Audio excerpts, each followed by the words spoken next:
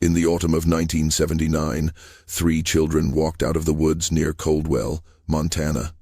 They hadn't been reported missing. No one had been looking for them. When the state trooper asked their names, the oldest child, a girl no more than 12, whispered something that made him go pale. She said they were the Dalton children. But according to every record in that county, the Dalton family had no children. They never had. The house where these kids claimed to live had been abandoned for 30 years, and when investigators finally went inside, they found something in the basement that would force an entire town to confront a secret they had spent decades trying to bury. Hello everyone. Before we start, make sure to like and subscribe to the channel and leave a comment with where you're from and what time you're watching. That way, YouTube will keep showing you stories just like this one. The town of Coldwell sits in the shadow of the Bitterroot Range, a place where winter comes early and stays late. By 1979, it was barely a town at all. The mines had closed. The families had left. What remained were about 200 people who liked the quiet, who preferred the kind of isolation that keeps questions from being asked.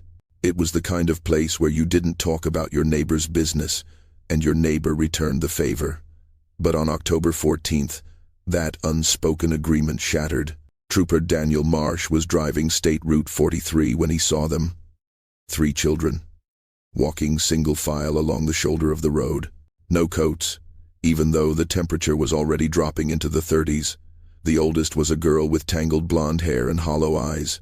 Behind her, 2 boys, younger, maybe 8 and 6. They moved like shadows. Marsh later said he almost didn't stop. Something about the way they walked felt wrong, like they were sleepwalking, or like they'd forgotten they were supposed to be alive. He pulled over and got out. The kids didn't react, they just kept walking. Marsh had to step in front of them to make them stop. When he asked where they were going, the girl looked past him, toward the mountains, and said they were going home. Marsh asked where home was. The girl pointed back the way they'd come, toward the old service road that led deep into the woods. That's when Marsh noticed their feet. Bare, bleeding. They'd been walking for miles.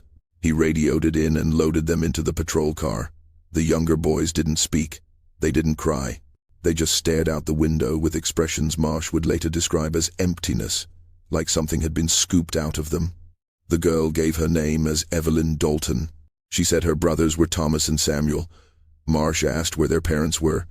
Evelyn's answer came in a monotone, like she was reciting something she'd been taught. She said her mother was in the house. She said her father was in the ground. And she said they weren't supposed to leave.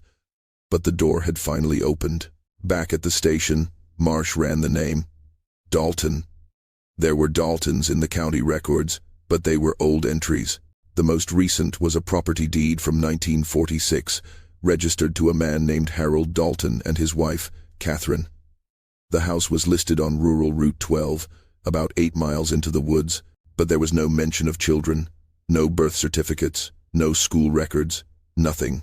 Marsh called the county clerk, a woman named Phyllis Hargrove, who had lived in Coldwell her entire life. When he said the name Dalton, there was a long silence on the other end of the line. Then Phyllis said something that made Marsh's skin crawl. She said the Daltons didn't have children. She said everyone knew that. Marsh asked what she meant by everyone knew. Phyllis hesitated, and then she said the Daltons had been strange people, kept to themselves, didn't come into town except for supplies, and even then, only Harold ever showed his face. Catherine was never seen after 1948. People assumed she'd left him, or died, but no one asked. That was just how things were done. Harold himself had been found dead in 1953, collapsed in his barn. Heart attack, they said. The property had sat empty ever since. No one wanted it. No one even wanted to talk about it. Phyllis said that if these kids were claiming to be Daltons, then someone was playing a sick joke, or something much worse was happening. Marsh drove out to the property that same evening. He brought another trooper with him, a younger man named Roy Penner. The road was overgrown, barely passable, trees pressed in on both sides, their branches forming a canopy so thick that even in daylight, it felt like dusk. When they finally reached the house, Marsh's first instinct was to turn around. The place radiated wrongness. It was a two-story farmhouse, gray and sagging, its windows dark and covered in grime. The porch had collapsed on one side. The door hung open. They went inside. The smell hit them first. Not rot, exactly. Something older. Something that had settled into the walls. The main floor was a wreck. Furniture overturned, covered in dust and animal droppings. But there were signs that someone had been there recently. Footprints in the dust. A pan on the stove with something burned inside. Marsh called out. No answer. They moved through the kitchen, past a hallway lined with photographs so faded you could barely make out the faces. And then they found the door to the basement. It was locked from the outside. A heavy padlock, new, still shining. Penner asked why anyone would lock a basement from the outside. Marsh didn't answer. He just took out his bolt cutters and snapped the lock. The stairs descended into darkness.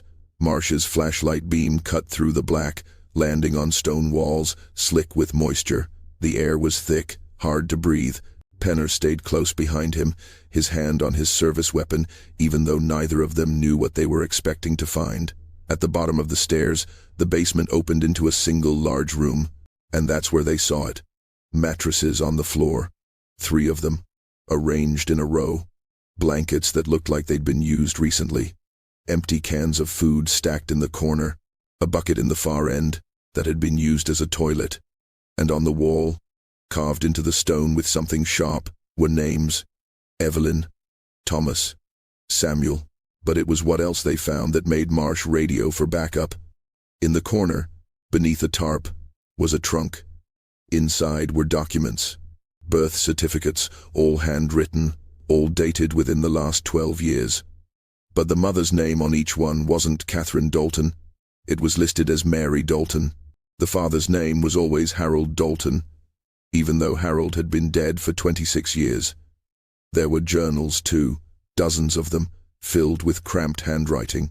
Marsh only read a few pages before he had to stop. They were written by a woman who called herself Mary. She wrote about duty, about bloodline, about keeping the children pure.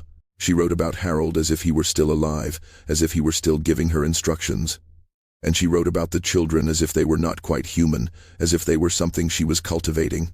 When the backup arrived, they brought a social worker named Janet Krill. Janet went down into that basement and came back up white as a sheet. She'd worked in child services for 15 years, she said, and she'd never seen anything like it. The children had been living in that basement, not for days or weeks, for years, maybe their entire lives. There was evidence of a wood stove that had been used for heat, a single bulb hanging from the ceiling, boxes of canned goods that someone had been bringing down regularly. The children had been fed, kept alive, but they'd been kept in the dark. Janet said when she asked Evelyn how long she'd been in the basement, the girl didn't understand the question. She didn't know what a year was. She didn't know what school was. She didn't even know what the sun was called. The search expanded. Dogs were brought in. They found a grave about 100 yards from the house, shallow and unmarked. The body inside was a woman, likely in her 40s when she died. Decomposition made identification difficult, but her clothing suggested she'd been buried sometime in the last decade. The coroner would later determine cause of death as malnutrition and untreated infection. Around her neck was a locket with a photo inside, 2 people, a man and a woman. On the back, scratched in tiny letters, were the words Harold and Mary, 1971. But that was impossible. Harold Dalton had been dead since 1953. Unless the man in the photo wasn't Harold at all. The investigation turned to the town itself. Who had known? Who had seen? Who had been bringing food to those children? Someone had to have been keeping them alive. The padlock on the basement door was new, but the routine was old. Those kids had been fed, their waste had been managed, their existence had been maintained. This wasn't neglect. This was deliberate. This was a system, and systems don't run themselves. Marsh started interviewing residents. Most claimed ignorance. They said the Dalton property was cursed, that people stayed away from it.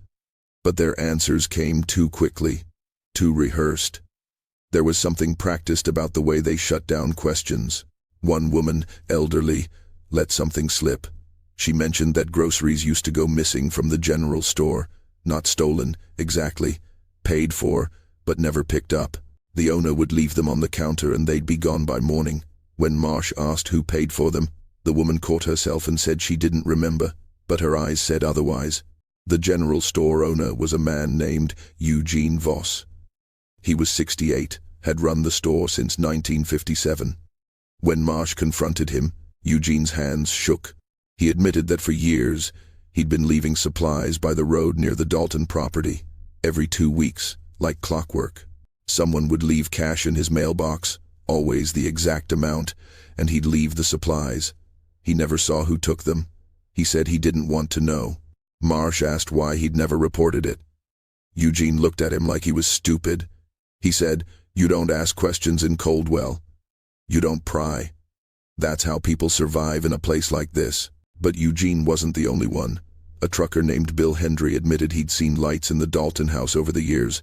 Late at night, passing by on Route 43, he'd seen a figure in the window once. A woman. Staring out. He never stopped. A farmer named Ed Pritchard said his dogs would bark in that direction, sometimes, all night long, like they sensed something wrong, but no one ever went to check. No one ever called anyone. It was as if the entire town had made an unspoken pact to let whatever was happening in that house simply happen. And when Marsh asked why, he got the same answer from nearly everyone. Because the Daltons were always trouble. Because bad things happened to people who got involved with the Daltons. Because some families carry darkness, and you're better off leaving that darkness alone. The children were taken to a hospital in Missoula, 60 miles away.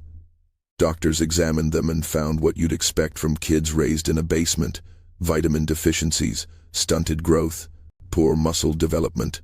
But it was the psychological damage that disturbed everyone who came into contact with them. Evelyn, Thomas, and Samuel didn't cry. They didn't ask for their mother. They didn't express fear or confusion or relief. They existed in a kind of emotional flatness that one psychologist described as learned dissociation. They had been trained, he said, to not feel, to not question, to simply endure. Evelyn was the only one who spoke in full sentences, but even her speech was strange, formal, old-fashioned. She used words that children don't normally use. She talked about obedience and purity and the importance of the bloodline. When a nurse asked her what she liked to do for fun, Evelyn stared at her blankly and said that fun was not their purpose. Their purpose was to wait. When asked what they were waiting for, Evelyn said they were waiting for father to return. Not their father, just father, as if it were a title, not a relationship. The younger boys barely spoke at all. Thomas would only repeat things, Evelyn said. Samuel didn't speak for the first 3 days. When he finally did, it was to ask if they were being punished. A social worker asked him why he thought they were being punished. Samuel said, because they had left the house. Because Mother had always told them that leaving would bring the darkness. He said the darkness was already coming. He said he could feel it.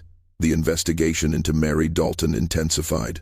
Fingerprints from the house were run through every database available. Nothing. No criminal record, no employment history, no social security number. It was as if Mary Dalton had never officially existed. But the journals told a different story. In her own words, Mary described arriving in Coldwell in 1968. She wrote about meeting an old woman who told her about Harold Dalton, about his bloodline, about the duty that had gone unfulfilled when he died. She wrote about being chosen, about being led to the house, about hearing Harold's voice in the walls, telling her what needed to be done. If you're still watching, you're already braver than most. Tell us in the comments what would you have done if this was your bloodline. The journals became more disturbing as they went on. Mary wrote about the children as experiments. She documented their development, their obedience, their resistance to cold and hunger. She wrote about keeping them in darkness to make them stronger, to prepare them for what was coming. She never explained what was coming, but she wrote about it constantly. The return, the reckoning, the fulfillment of Harold's vision. In one entry from 1978, she wrote that her body was failing, that she wouldn't live to see the completion of the work. She wrote that she had unlocked the basement door. She wrote that the children would know what to do. And then the entries stopped. The authorities began digging into Harold Dalton's history, trying to understand what kind of man could inspire such devotion decades after his death. What they found was a pattern that stretched back further than anyone had imagined.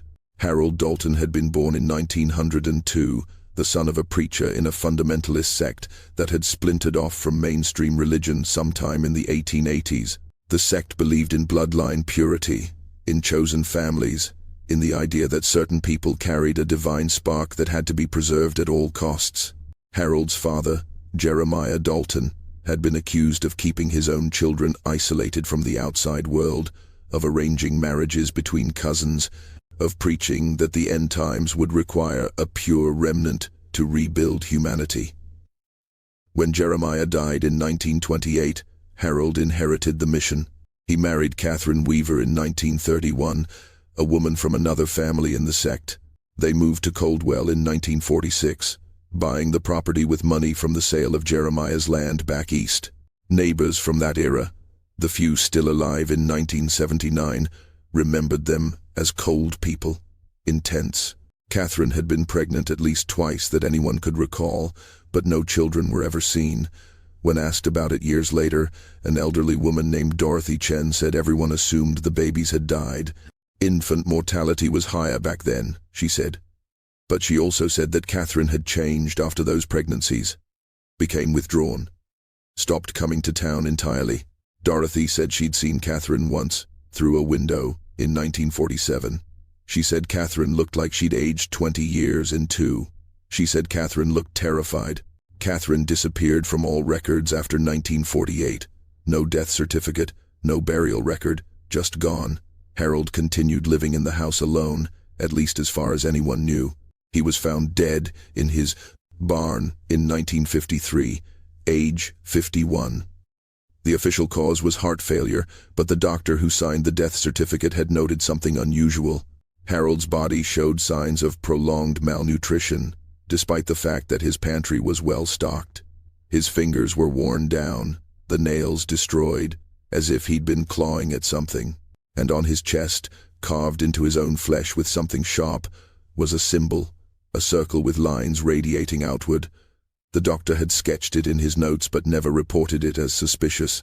He later told an investigator in 1979 that he'd wanted to forget he'd ever seen it. That same symbol appeared throughout Mary Dalton's journals. She drew it obsessively. She called it the mark of continuation. She wrote that Harold had shown it to her, that he had come to her in dreams and visions, that he had guided her hand when she carved it into the basement wall above where the children slept. When investigators went back to examine the basement more carefully, they found it everywhere, scratched into the stone, burned into the wooden support beams, traced in what appeared to be dried blood on the underside of the mattresses. And they found something else. Behind a loose stone in the wall, there was a space. Inside that space were photographs, dozens of them, children, different children, spanning decades. On the back of each photo were dates and names. The oldest was from 1933. The most recent was from 1978.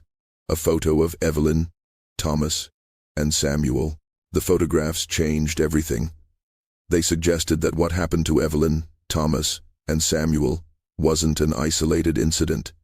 It was part of something that had been happening for generations.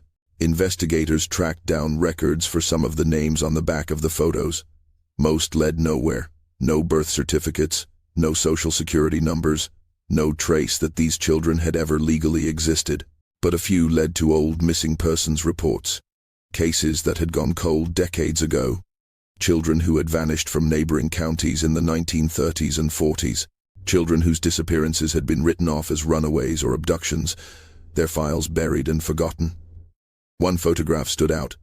A girl, maybe 10 years old, standing in front of the Dalton house. On the back, in faded ink, it said Catherine, 1912. Investigators cross-referenced it with Catherine Weaver's records. The dates aligned. Catherine hadn't married into this. She'd been born into it, raised in it. And the pregnancies that neighbors remembered, the babies that were never seen, they hadn't died. They'd been hidden, kept in that basement just like Evelyn, Thomas, and Samuel. The pattern became clear. Harold and Catherine had continued what Jeremiah had started, and when they were gone, Mary had taken up the mission. But who had Mary been? Where had she come from? And who would have come after her if she had lived? The town of Coldwell was forced to confront what it had allowed to happen. Town meetings were held. People shouted. People wept. Some admitted they'd suspected something but had been too afraid to act. Others claimed total ignorance, though their eyes told a different story. A few elderly residents spoke about the old sect, about families that had scattered across Montana and Idaho and Wyoming in the early 1900s, about beliefs that had been passed down like poison through generations. They said the Daltons weren't the only ones. They said there were others in other towns living by the same code, keeping the bloodline pure, waiting for the return. No one wanted to believe it, but no one could prove it wasn't true.